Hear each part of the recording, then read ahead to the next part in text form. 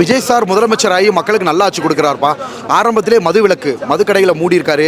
இது ஒரு நல்ல ஆட்சியாக தெரியுது. இன்றைக்கி கூட சிறப்பு காட்சி 9 மணிக்கு அலோவ் பண்ணது விஜய் சார் தானே, அவர் இல்லாட்டி கிடச்சிருக்காது இல்லையா? ஸோ நல்லா தான் ஆட்சி பண்ணுறாருப்பா. ஐயோ, ஒரு புரட்சியவே ஏற்படுத்துறதுக்கு 50 வருஷத்துக்கு அப்புறம் ஒரு பெரிய பெரிய அமைச்சர்களை வீழ்த்திருக்காங்க, ஆளுங்கட்சியை வீழ்த்திருக்காங்க. ஒரு பெரிய புரட்சி தான் இது. ஓகேங்களா? 2000 ஏதோ அதிசயம் நடக்கும்னா விஜய் சார் சிஎம் ஆனது உடனே ஆட்சி பிடிச்சிட்டார் இல்லையா? கட்சி ஆரம்பித்த 2 வருஷத்துலேயே. இதுவே ஒரு உலக அதிசயம் தான். அதிசயம்னா கடவுளோட ஆசீர்வாதத்தோடு நல்லபடியாக ஆட்சி அமைச்சிருக்காருப்பா.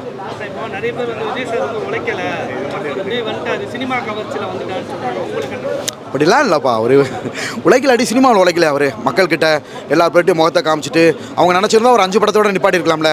நிறைய சம்பாரிச்சிட்டாங்க, 10-15 படத்தோடு நிப்பாட்டலாம்ல. இன்னும் கோடியாக படம் நடிக்கலாம்ல. அதெல்லாம் நிப்பாட்டிட்டு இப்போ அவர் எதிர்பார்க்குறது கௌரவம் மட்டும்தான். ஓகேங்களா? இந்த மாதிரி வர்றவங்க கிட்ட கரப்ஷன் இருக்காது. கரப்ஷனே சுத்தமாக இருக்காது. விஜய் சாரை பொறுத்த வரைக்கும் அவர் எம்எல்ஏக்களுக்கே பார்த்தீங்கன்னா சீட்டு கொடுக்குறப்பயே நான் உறுதிமொழி எடுத்தார். ஓகேங்களா? லஞ்ச பணம் வாங்க மாட்டேன், யாருக்கு நான் கெடுது இதாக இருக்க மாட்டேன்ட்டு. ஸோ இந்த மாதிரி தலைவர்கள் வர்றப்போ ஆட்சி சூப்பராக அமையும், சிறப்பாக அமையும்.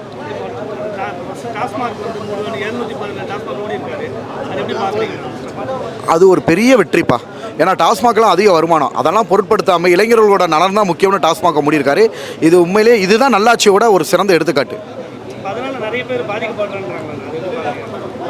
எதனால பாதிக்கப்படுறாங்க? மூடுறனால நிறைய பேருக்கு நல்லா தான் நடக்குது. மது பிரியர்களா? அவங்க நல்லா தானே. அவங்க மதுவில் இருந்து கொஞ்ச நாள் தள்ளி இருந்தாங்களாலே அவங்க இன்னும் வாழ்க்கையில் 10 ஸ்டெப்பு நல்லா முன்னாடி போவாங்க. அதாவது செல்லம் ஏதாவது நல்லது செய்கிறப்ப விமர்சனங்கள் வரத்தான் செய்யும். ஓகேங்களா? அதெல்லாம் பார்த்து ஆட்சி செய்யவே முடியாது. நல்லா தான் பண்ணியிருக்காரு மக்களுக்கு. சூப்பராக இருக்கார். எல்லாத்தையும் வாட்ச் பண்ணுறாரு, கவனிக்கிறாரு, அமைதியாக பொறுமையாக எல்லாத்தையும் வாட்ச் பண்ணுறாரு. அது ரொம்ப சூப்பராக இருக்குது. அதுதானே சட்டசபை. எதிர்ச்சிச்சுன்னா கேள்வி கேட்க தானே செய்வாங்க. இவர் சூப்பராக நாசுக்காக சமாளிக்கிறார்ல, அதுதான். ஆக்சுவலாக சட்டசபையில் மாறி பேசிக்கிறது சகஜம் தானே சொல்லலாம். யார் மாதிரி கொலை சொல்கிறதுக்கு ஒன்றும் இல்லை. ஓகேவா? சட்டசபைனா மாறி கேள்வி கேட்க விவாதங்கள் வரும், வாதம் வரும். அது அங்கேயே முடிஞ்சிடும். இதில் நம்ம பொது மனிதனாக நம்ம தனி மனிதனாக அதில் கருத்து சொல்கிறதுக்கு ஒன்றுமே இல்லை. நல்லா இருக்கு. இப்போ தானே வந்திருக்காரு. வந்த உடனே மதுக்கடை மூடியிருக்காரு. நல்லா இருக்கும்ப்பா. என்ன கேட்டால் ஒரு ஸ்ட்ராங்கான ஒரு அரசியல் பொலிட்டீஷியன் விஜய் சார். அது தெரியலையம்மா, அவங்களுக்கு தான் தெரியும். அவரோட அமைச்சரவைக்கு தான் தெரியும், நம்மளுக்கு எதுவும் தெரியாது இல்லையா? மதுரையில் அதிகமாக வெற்றி பெற்றிருக்காங்க இல்லையா? சட்டமன்ற உறுப்பினர்கள் அதிகமாக கொண்டது அவங்க தான். அதிசயமாக தான் பார்த்தேன். என்னடா பரவாயில்லையே, இவ்வளோ சீட் ஜெயிச்சு வந்துருக்காங்களே அப்படின்ட்டு ரொம்ப சந்தோஷமாகவும் இருந்துச்சு. சொன்னதை சாதிச்சிட்டாரு. அப்படிலாம் சொல்லக்கூடாதுப்பா, தப்புப்பா. அதெல்லாம் சொல்லக்கூடாது. நான் அவர் எலெக்ஷனுக்கு முன்னாடியே சொன்னேன், விஜய் சாரோட சொந்த வாழ்க்கையோ இதை பற்றி பேசாதீங்க. ஓகேங்களா? அவருக்கு ஒரு பெரிய மாபெரும் சக்தி இருக்குது, வந்துட்டார். அந்த மாதிரி வார்த்தைகளை பயன்படுத்துகிறதே தப்பு தான். அதெல்லாம் பண்ணக்கூடாதுப்பா. அதெல்லாம் ஒரு பெரிய தப்பு. ஓகேவா? ஒரு நண்பர்கள் வட்டாரத்தில் இருக்கிறவங்கள இணைச்சி வச்சு பேசுகிறதும் கொச்சைப்படுத்துறது, அதை நட்பவே கொச்சைப்படுத்துகிற மாதிரி அது ஒரு பெரிய தப்பு. யார் பர்சனலை பற்றியும் யாருமே தெரியாமல், யாருக்குமே தெரியாதுப்பா. விஜய் சார் யார்ட்டுமே க்ளோஸாக பழகிறது கிடையாது. யாருக்குமே யாரை பற்றியும் தெரியாது. சும்மா உட்காந்துக்கிட்டு ஆளுக்கு அள்ளி விட்டு அடுத்தவங்களை கெட்ட பேர் உண்டாக்கி அடுத்தவங்க அவங்க ஃபேம் ஆகிறதுக்காக பண்ணிக்கிட்டு இருக்காங்க. சகஜம் தானப்பா. ஒரு விழாவுக்கு நான் போகிறேன், ஓகேவா? ஸோ ஆணும் வருவாங்க, பெண்ணும் வருவாங்க. அவங்க யாருக்கிட்ட க்ளோஸாக இருக்காங்களோ விழாவில் கலந்துக்கிட்டது ஒரு தப்பாயா? ஒரு இந்திய ஜனநாயக நாட்டில் ஒரு விழாவில் அவங்களாம் ரொம்ப நாள் ரொம்ப படம் ஒன்றா நடிச்சிருக்காங்க. சேர்ந்து போய் அட்டன் பண்ணதில் இதில் என்ன தப்பு இருக்குது? பேசுகிறவங்க பேசிட்டு தான் இருப்பாங்க. அவங்க அதை பற்றி கவலையே பட மாட்டாங்க. ஓகேங்களா? சினிமா வாழ்க்கைன்னு வந்துட்டாலே 4 பேர் பேச தடவை செய்கிறாங்க. சினிமா வாழ்க்கையோ அரசியல் வாழ்க்கையோ வந்துட்டாலே அது சகஜமாக போச்சு. அது யாரும் நம்ம தடுக்கவும் முடியாது. பண்ணுறவங்க பண்ணிக்கிட்டு இருப்பாங்க, மேலே போகிறவங்க போய்கிட்டே இருப்பாங்க. தான் இப்போ இன்றைக்கி முதலமைச்சர்ன்ற மணிமகுடத்தோடு உட்காந்துட்டார். சார் விஜய் சார்னால தான், அப்படி கூட சொல்லக்கூடாது, மாண்புமிகு முதலமைச்சர் அவர்கள் பார்த்தீங்கன்னா அவர்களால தான் இந்த 9 மணி காட்சியே நடந்திருக்கு. அவருக்கு எல்லாருமே நன்றி சொல்கிறாங்க. தமிழ் துறையுலகம், RJ Balaji sir, SR Prabhu அண்ணா எல்லாருமே பார்க்குறேன் அவங்க ட்விட்டர் பேக்கத்தில் முதலமைச்சருக்கு நன்றி சொல்லி போட்டிருக்காங்க. அவர்னால தான் இந்த 9 மணி ஸ்பெஷல் ஷோவே கிடச்சிருச்சு. இல்லாட்டி கிடச்சிருக்காது இல்லையா? நிறைய இளைஞர்கள் ரசிகர்கள் திருப்தியாக போகிறாங்கன்னா இதுக்கு காரணமே முதலமைச்சர் விஜய் சார் அவர்கள் தான். ரொம்ப சூப்பராக இருந்துச்சுப்பா. ஆக்சுவலாக ஒரு லவ் ரொமான்ஸ் அந்த மாதிரி இல்லாமல் அநியாயத்தை தட்டி கேட்குற மாதிரியா இருந்துச்சு இல்லையா? அது ரொம்ப வித்தியாசமான ஆங்கிளில் திரிஷா மேடம் லைஃப்பில் இது ஒரு வித்தியாசமான ஆங்கிளாக இருந்துச்சு.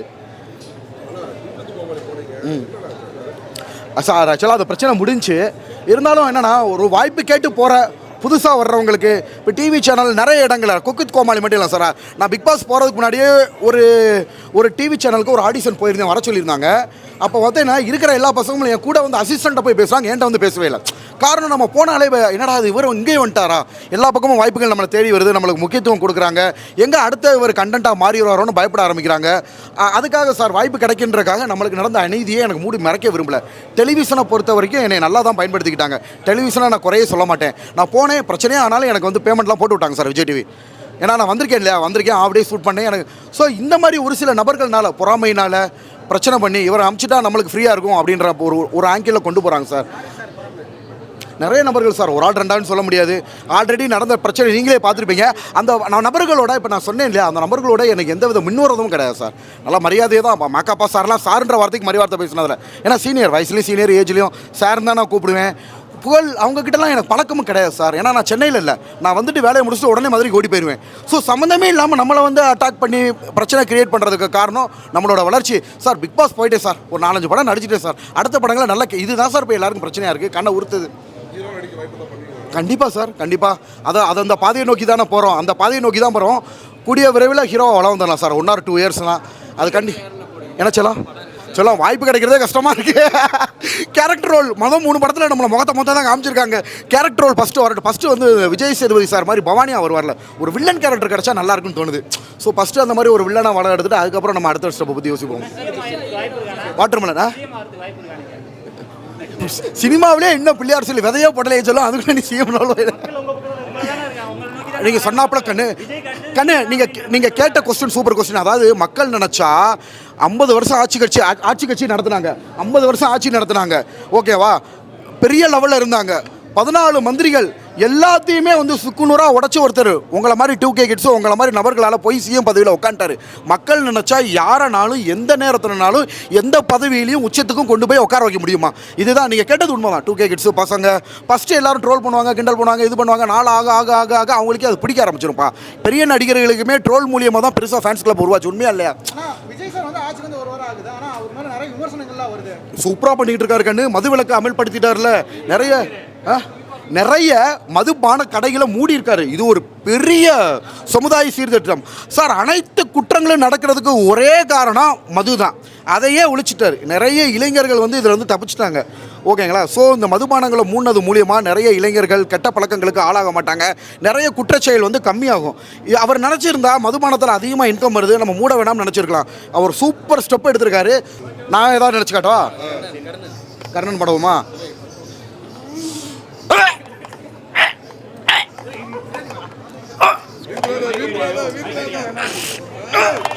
வீட்டில்